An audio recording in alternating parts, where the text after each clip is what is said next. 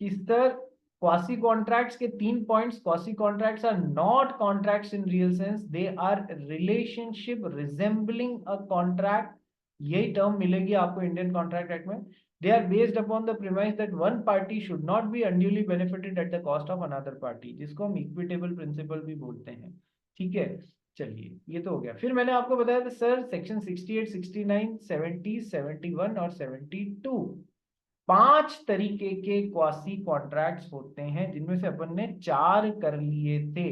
कौन कौन से 4 कर लिए थे? नेसेसरीज, ऐसे आदमी को प्रोवाइड कर रहे हो या लोन दे रहे हो ऐसे आदमी को नेसेसरीज खरीदने के लिए, तो भी एक ही बात है। तो ऐसे पर आदमी को प्रोवाइड कर रहे हो who is incapable of contracting, या any person who is dependent on him, ठीक है, which is legally bound to support, ऐसे को भी प्रोवाइड कर दे रहे हो तो क्वासी कॉन्ट्रैक्ट बन जाएगा। reimbursement of person paying money to another in the payment of which he is interested, ठीक है, interest payment by an interested party, non gratuitous act. चौथा क्या कर लिया था? Responsibility of finder of goods, ठीक है सर। पांचवा करना है अपने को लाइबिलिटी ऑफ मनी पेड और थिंग्स डिलीवर्ड बाय मिस्टेक और कोअर्जन, ये करा दिया था ना मैंने, लाइबिलिटी ऑफ मनी पेड और थिंग्स डिलीवर्ड बाय मिस्टेक और अंडर कोअर्जन। ठीक है, ये पांचों पॉइंट्स हो गए ना अपने, दक्ष अग्रवाल? नहीं सर, बस थोड़ा रीड करना है। हाँ सर। क्या क्या, वापस बोलो। फिफ्थ वाला रीड करना बाकी है सर। अच्छा, फिफ्थ वाला समझा दिया था, रीड करना बाकी है, और एक बार कोई एक्स्ट्रा बात हो तो डिस्कस करते हैं। चल भाई, फिफ्थ वाला पॉइंट रीड कर। Okay, sir. If some money has been paid or something has been delivered to a person by mistake or under coercion, then it becomes duty of that person to repay or return it. Example, sir. Repay, और या तो return कर दो, return नहीं कर रहे तो उसके पैसे दे दो यार। ठीक है, example. A railway company demanded unreasonable amount for carriage before delivery. The consignee paid the sum in order to obtain the goods. He is entitled to recover the amount which is unreasonable. ठीक है, coercion के through. Coercion क्या होता है यार, कि है ना, कोर्जन फिजिकल फोर्स, न केवल किसी आदमी के खिलाफ जैसे कि बीटिंग, किडनैपिंग, बट उस आदमी की प्रॉपर्टी पे भी यदि आप कोर्जन अप्लाई करते हो कि उसकी प्रॉपर्टी अपने पास दबा के रख लेंगे, जब तक मेरे साथ कॉन्ट्रैक्ट नहीं बनाएगा तब तक मैं प्रॉपर्टी नहीं दूंगा तेरे को, या फिर जब तक मुझे इस प्रॉपर्टी के बदले, वैसे तो डिलीवरी चार्जेस रेलवे बोलता है 500 रुपए है, लेकिन 600 रुपए नहीं दोगे तब तक मैं तुमको प्रॉपर्टी नहीं दूंगा। सर कोर्जन प्रॉपर्टी के अगेंस्ट भी एक्सरसाइज होता है ना? Yes sir. तो sir liability of money paid through coercion by mistake वगैरह वगैरह, ठीक है। सो रेलवे कंपनी ने बाहर, क्या है, अपने यहाँ तो रेलवेज खुद काम करती है, सरकारी उपक्रम है, सरकारी एस्टेब्लिशमेंट है। बाहर क्या कर रही है कि सर रेलवे की प्राइवेट और वैसी प्राइवेटाइजेशन हो गया था, तो वैसा एग्जांपल है, ज्यादा पैसे ले लिए, कोर्जन एक्सरसाइज किया कि माल नहीं देंगे जब तक पैसा नहीं दोगे, तो सर एक बार उसने छुड़ा लिया, लेकिन सर क्वासी कॉन्ट्रैक्ट बन गया कि अब ये एक्स्ट्रा पैसा तेरे को वापस देना ही पड़ेगा। ठीक है, तो सर फ्री कंसेंट नहीं है, तो सर वॉइडेबल कॉन्ट्रैक्ट भी बन रहा है और क्वासी कॉन्ट्रैक्ट भी बन रहा है, ये बात ध्यान रखना। ठीक है सर। नेक्स्ट सर, इसके मैंने और एग्जांपल्स बताए थे आपको, लाइबिलिटी ऑफ मनी पेड और थिंग्स डिलीवर्ड बाय मिस्टेक के, कि सर मान लो हमारे शुद्धि खरतड़े के खाते में किसी दूसरी शुद्धि के नाम से 10 करोड़ रुपए आने थे, वो खरतड़े के अकाउंट में आ गए, शुद्धि खरतड़े के अकाउंट में, तो सर अब उसको लौटाने होंगे, वो बाय मिस्टेक आ गए हैं, बादाम पास वाले के पास में पैकेट डिलीवर हो गया जबकि आना हमारे था, तो सर उसको वो लौटाना पड़ेगा। ठीक है, तो लाइबिलिटी तो है, अपने आप क्वासी कॉन्ट्रैक्ट बन जाएगा। बात समझ में आ गई? Yes sir. तो ये छोटे छोटे एग्जांपल्स थे, पांचवा पॉइंट तो ऑलरेडी अपना समझा हुआ है ना। लास्ट इसका करते हैं अपन क्वासी कॉन्ट्रैक्ट का। तो सर क्वासी कॉन्ट्रैक्ट में क्या ऑफर और एक्सेप्टेंस जैसे दोनों पार्टीज ने आपस में क्वासी कॉन्ट्रैक्ट बनाया है? नहीं सर, ये कॉन्ट्रैक्ट है ही नहीं सही सेंस में। रिलेशन ऐसा है जैसे रिजेंबलिंग अ कॉन्ट्रैक्ट, लॉ ने कॉन्ट्रैक्चुअल ड्यूटी थोप दी है दोनों लोगों पे, क्या, कि सर कॉन्ट्रैक्चुअल ऑब्लिगेशंस दे दिए, क्या, जो फाइंडर ऑफ गुड्स था उसको तो माल लौटाना पड़ेगा, ये लॉ ने ड्यूटी थोप दी, कॉन्ट्रैक्ट जैसे ही ऑब्लिगेशन, कॉन्ट्रैक्चुअल ऑब्लिगेशन जैसे ही दे दिया। और सर इसको उस मिस्टर एक्स का जो भी पैसा खर्च हुआ है इस बाबत, वो सारा लौटाना पड़ेगा, ये रीइंबर्समेंट करना पड़ेगा, ये इनकी ड्यूटी हो गई। सो ये ऑब्लिगेशंस एंड राइट्स क्या है, they are given by law, not made by parties. ठीक है, ये हो गया। तो sir failure to discharge obligations created by quasi contract, कि सर दोनों पार्टीज को अपने अपने क्वासी कॉन्ट्रैक्ट ने उन पर जो जिम्मेदारियां डाली हैं वो पूरी करनी पड़ेगी। सर नॉर्मल कॉन्ट्रैक्ट यदि ब्रीच होता है तो क्या लगता है कि sir damages for breach of contract, breach of contract that is section 73। तो सर क्वासी कॉन्ट्रैक्ट के लिए भी यही लगेगा, इसका सेकंड पैराग्राफ क्वासी कॉन्ट्रैक्ट से भी डील करता है। आइए देखते हैं एक second, section 73 of Indian contract act.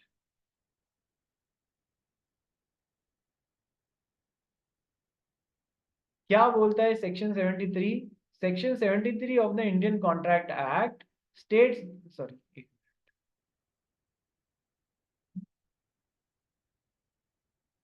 Section 73, compensation for loss or damage caused by breach of contract। तो sir damages for breach of contract कहाँ पर कवर हो रहा है कि sir section 73। Sir normal contract के लिए भी यहाँ पर कवर हो रहा है, और क्वासी कॉन्ट्रैक्ट के लिए भी सेक्शन 73 ही बोल रहा है। क्वासी कॉन्ट्रैक्ट कैसे? Compensation for failure to discharge obligations resembling those created by contracts. ठीक है, ये तो ऊपर नॉर्मल कॉन्ट्रैक्ट ए और बी ने बनाया, तो सर उसमें से किसी एक पार्टी ने पूरा नहीं किया तो दूसरे पार्टी को लॉस हो गया, तो सर वो कवर अप होगा। ठीक है, और ऑर्डिनरी डैमेज और स्पेशल डैमेज भी यहीं पर कवर कर लिए गए। कैसे? Such compensation is not to be given for any remote और इनडायरेक्ट लॉस, यानी कि स्पेशल डैमेजेस और damages sustained by reason of the, मतलब ऑर्डिनरी डैमेज के लिए तो मिलेगा, इनडायरेक्ट रिमोट के लिए बाय डिफॉल्ट नहीं देना है, तभी देना है जब उसके बारे में पहले से पता हो। ठीक है, ये तो हो गई एक बात। और इस पे केस भी कौन सा लगेगा? Hadley versus Baxendale. अब नॉर्मल, सर नॉर्मल की तो बात ऊपर हो गई, क्वासी कॉन्ट्रैक्ट के लिए भी यदि किसी ने ब्रीच किया है तो फिर तो जो पार्टी ने अपना काम पूरा नहीं किया है क्वासी कॉन्ट्रैक्ट में, वो कंपनसेशन, पार्टी इन डिफॉल्ट है, उससे सामने वाली पार्टी कंपनसेशन वसूल सकती है, बिल्कुल वैसे ही as if such person has contracted to discharge it and had broken his contract. Contract बना नहीं था, बिल्कुल वैसे ही जैसे कोई कॉन्ट्रैक्ट बनाया हो और वो पूरा नहीं किया हो, तो वैसे ही डैमेजेस वसूल पाओगे क्वासी कॉन्ट्रैक्ट के केस में भी। ठीक है, दोनों को सेक्शन 73 ही डील कर रहा है। तो सर आइए पढ़ते हैं इसको और खत्म करते हैं। Failure to discharge obligations created by quasi contracts, पढ़ना भाई। Section 73 of Indian Contract Act 1872 provides that an obligation created by quasi-contract is on the same footing as obligation created by a valid contract actually entered into by the parties concerned. If a person fails to discharge these obligations, then it is treated as a breach of contract and he shall be liable to pay the compensation for the breach of contract. जैसे normal valid contract breach पे, वैसे ही quasi contract breach पे भी damages पे करने का प्रावधान है।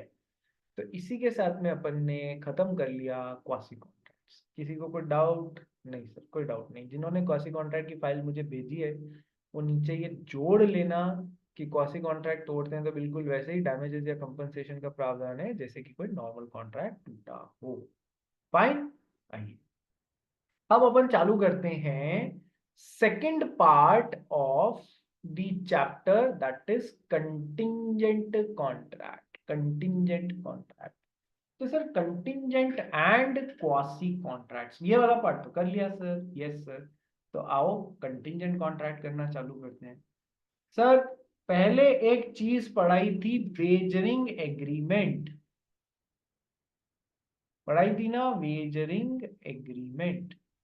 दूसरी एक चीज पढ़ाई, कंटिंजेंट कॉन्ट्रैक्ट। सर पढ़ाई कहाँ है?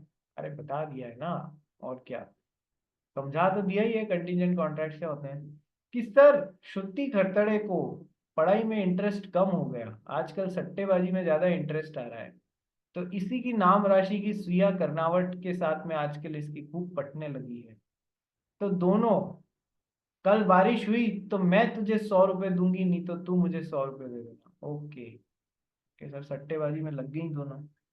ठीक है, ये क्या कर रही है सर कि सर बेटिंग एग्रीमेंट बना रही है। कैसा एग्रीमेंट है कि सर वेजरिंग एग्रीमेंट है। वेजरिंग एग्रीमेंट कैसा एग्रीमेंट होता है कि सर वॉइड एग्रीमेंट होता है, शुरुआत से गलत होता है। ठीक है, और इन द स्टेट ऑफ कौन कौन सी जगह ये कुछ और होता है, इन द स्टेट ऑफ कौन कौन सी जगह ये कुछ और होता है Devansh. In the state of Maharashtra and Gujarat. हाँ, एक तो जहाँ तुम रहते हो, और एक जिससे सटता हुआ जो है बिल्कुल लगता हुआ गुजरात। ठीक है, in the state of Maharashtra and in the state of Gujarat. ये क्या होता है wagering agreement? Illegal. Very good, ये होता है इलीगल एग्रीमेंट। एक कदम आगे बढ़ के इलीगली बना दिया इसको। ठीक है, बाकी स्टेट्स में वॉइड है, इन दो स्टेट्स में इलीगल है। ठीक है, ध्यान रखना।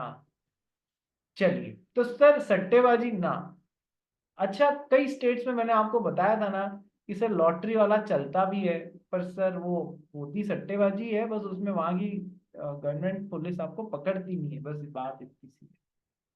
चलिए, पैरेलल। अच्छा, कल बारिश होगी तो मैं तुझे 100 रुपए दूंगा, नहीं होगी तो तू मुझे 100 रुपए दे देना। ओके सर, ये सब जो वीडियो ऑफ करके क्यों बैठे हुए हो रहे? जश शाह, कनव, ऋचा, दिशी, विदुष, विदुष मोदी। मोदी साहब, पूरा देश आपको देख रहा है, आप पे नजरें टिकाए हुए है, कब बिहार का रिजल्ट आने वाला है। ठीक है, उससे आपके आगे के 4 और स्टेट्स का भविष्य तय होने वाला है। छुप के मत बैठो। कहाँ चले गए? अरे सर यही हूँ सर, यही यही हूँ सर। ओके, चलिए, कंटिंजेंट कॉन्ट्रैक्ट। मितुष मोदी जी ने अपनी खूब मेहनत करी चार्टर्ड अकाउंटेंट बनने के बाद में, और अपना एक प्यारा सा घर बनाया।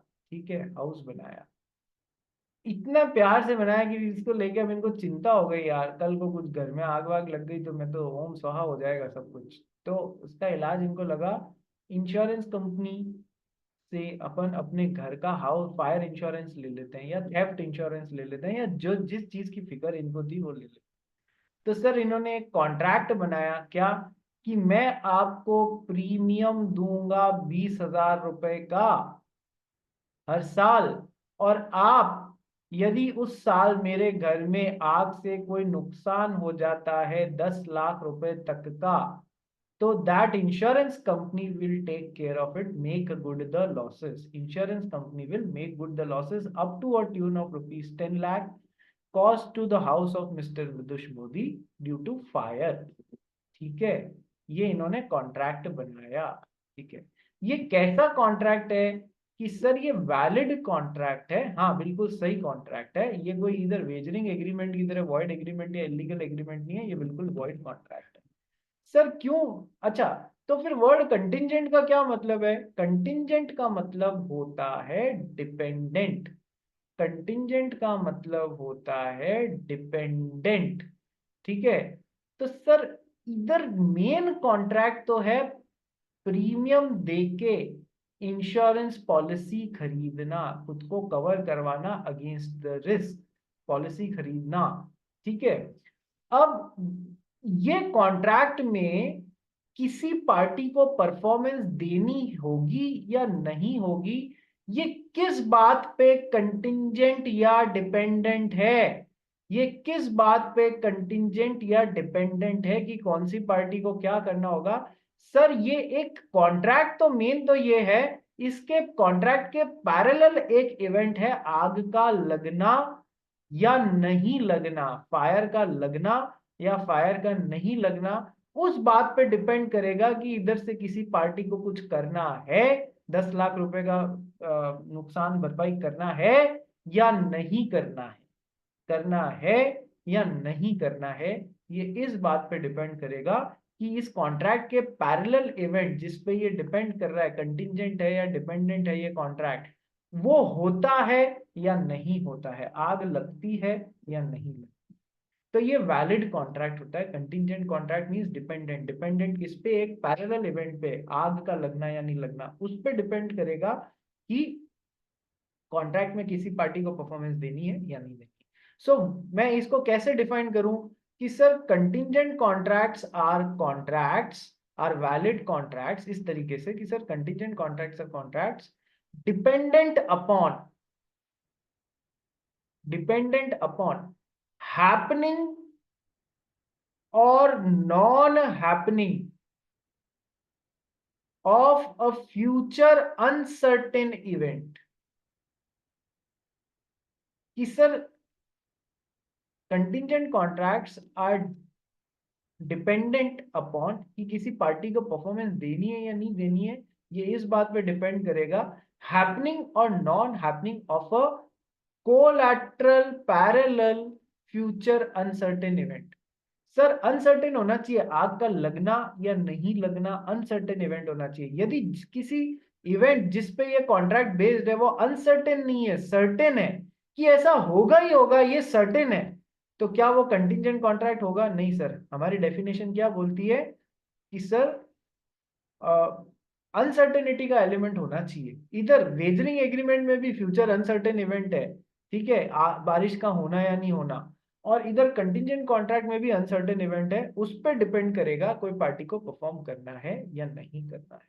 सो पहली बात तो ये कि sir contingent means dependent upon either happening और नॉन हैपनिंग, आइदर हैपनिंग और non happening of a collateral या पैरेलल फ्यूचर अनसर्टेन इवेंट। ठीक है सर, इधर भी वही है, लेकिन दोनों में फर्क क्या है सर? इधर बारिश जो है ना, जो वेजरिंग एग्रीमेंट है, उधर विदुष मोदी इधर ध्यान दो, ध्यान कहां पर है आपका? मोदी साहब हाथ भी खड़ा कर लिया, सुनते भी नहीं हो, बोलो डाउट क्या है? अरे सर सुन ही रहा था, एक सेकंड बस लेफ्ट में देखा। सर मेरा डाउट था कि आपने बोला कंटिंजेंट या तो but life insurance for example, वो उसमें भी ऐसे टाइप के इंश्योरेंस आते हैं जो पूरा फुल लाइफ इंश्योरेंस आते हैं, तो फिर उसको अपन कैसे कैसे डालेंगे? लाइफ इंश्योरेंस जो है वो कभी भी इसमें नहीं आएगा। उसका मैं आपको कारण बताऊंगा बाद में। क्या कारण बताऊंगा? जब अपन स्पेशल कॉन्ट्रैक्ट्स पढ़ेंगे ना, इंडेमनिटी, गारंटी, बेलमेंट, प्लेज और एजेंसी, उसमें ये टॉपिक आएगा इंडेमनिटी में। इंडेमनिटी वर्ड का मतलब होता है to make good the losses, तो इंश्योरेंस कंपनी काम वही कर रही है ना, yes sir, to make good the losses caused by fire वगैरह। लाइफ इंश्योरेंस का मामला थोड़ा सा अलग चलता है, चैप्टर इधर आएगा, कारण वहां बताऊंगा। अभी अभी उसका अपन डिस्कस यहाँ करने से कोई सेंस नहीं है, फालतू बात खिंच जाएगी। ठीक है, बात समझ गया? लाइफ इंश्योरेंस एक अलग रखना, फायर इंश्योरेंस हो गया सर, थेफ्ट इंश्योरेंस हो गया, एक्सीडेंट इंश्योरेंस, गाड़ी का इंश्योरेंस हो गया, तेरा हेल्थ इंश्योरेंस हो गया, ये सब चीजें इसमें आ जाएंगी, लाइफ नहीं आएगा। लाइफ कहानी वहां बताऊंगा क्यों नहीं आएगा। ठीक है, चलिए। तो सर अब मैं क्या बोल रहा था कि सर इधर भी अनसर्टेन इवेंट है, बारिश का होना या नहीं होना, इधर भी अनसर्टेन इवेंट है, फायर का लगना या नहीं लगना। ठीक है, बट इधर जो अनसर्टेन इवेंट है, दोनों में डिफरेंस क्या है वेजरिंग एग्रीमेंट और कंटिजेंट कॉन्ट्रैक्ट में? सर पहला डिफरेंस तो है कि ये वॉइड एग्रीमेंट है और ये वैलिड कॉन्ट्रैक्ट है। पहला डिफरेंस यही है सर, ये गलत चीज है, ये कॉन्ट्रैक्ट नहीं है, ये तो बिल्कुल वैलिड कॉन्ट्रैक्ट है। दूसरा डिफरेंस क्या है कि सर इधर जो अनसर्टेन, यहाँ भी अनसर्टेन इवेंट के होने या नहीं होने पर डिपेंड कर रहा है, यहाँ भी अनसर्टेन इवेंट के होने या नहीं होने पर डिपेंड कर रहा है। लेकिन सर यहाँ पर जो अनसर्टेन इवेंट है that is the main part of the contract itself. कल बारिश होती तो तू 100 देना, नहीं तो मैं 100 दूंगा। इधर जो अनसर्टेन इवेंट है वो पैरेलल है to the main contract. Main contract क्या है? आप प्रीमियम लो, मेरे को इंश्योर करो, ठीक है, वो पैरेलल इवेंट है। इधर कंटिजेंट कॉन्ट्रैक्ट में वो पैरेलल इवेंट है, इधर तो पार्ट ऑफ मेन एग्रीमेंट है, इधर पार्ट ऑफ पैरेलल। इधर पार्ट क्या है? कॉन्ट्रैक्ट क्या है? प्रीमियम लेके पॉलिसी खरीदना। हाँ, डिपेंड उस पर करेगा कि आग लगती है नहीं लगती। ठीक है, सेम लिंक पे वापस रिज्वाइन करो तो आगे डिस्कस करते हैं।